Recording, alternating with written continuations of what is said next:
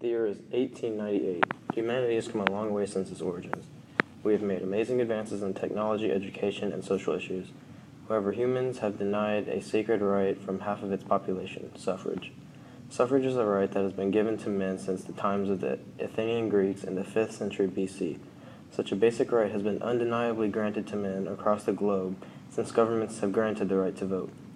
From a man's perspective today, suffrage remains an undeniable right, and all men are created equal. Yet for some reason they believe we are different. For some reason they proclaim we are lesser than them. But let it be known that we are equal. By not granting us suffrage, they silence us. We have no voice in decisions that will directly impact our future.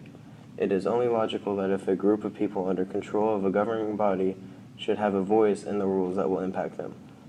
If a government denies that right, it is a dictatorship. The same kind of governments we call evil today. Our children will grow up with the ideas of freedom and liberty. We are taught that we live in the land of opportunity and will have liberty. Yet the government that we live in today does not provide liberty to its own population and fails to recognize it. We live in hypocrisy. However, this is not the first time our government has been so hypocritical. They have previously denied the same vote that placed them in office. It is only up until recently that the Native Americans and African Americans achieved the right to vote. The 15th Amendment awards the right to vote to citizens regardless of race, color, or previous condition of servitude. This was a huge leap forward for equality of all people. However, the United States government makes no mistake when they do not mention sex. Remember, this is the same government that stripped millions of citizens of their right to vote. When our founding fathers established the rules for this country, they granted only white men the right to vote. However, they did not simply start with nobody voting and granted white males the right. They started with every single citizen of this country and group by group stripped their voice from them until they were left only with white men. Yet they do not offer any reason for doing so. They simply accept it as so.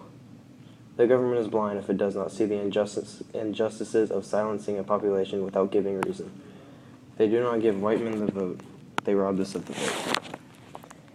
By excluding gender from the 15th Amendment, the United States denied women liberty, the same government that was written upon the basic principle that all men are created equal. When Thomas Jefferson wrote in the Declaration of Independence, he meant all people, not literally just men.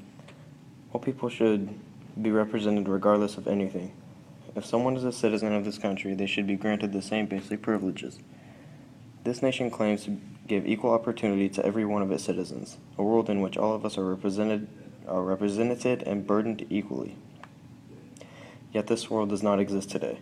Today, women do not have the privilege to vote and are forced to pay the same burdens as any other citizen.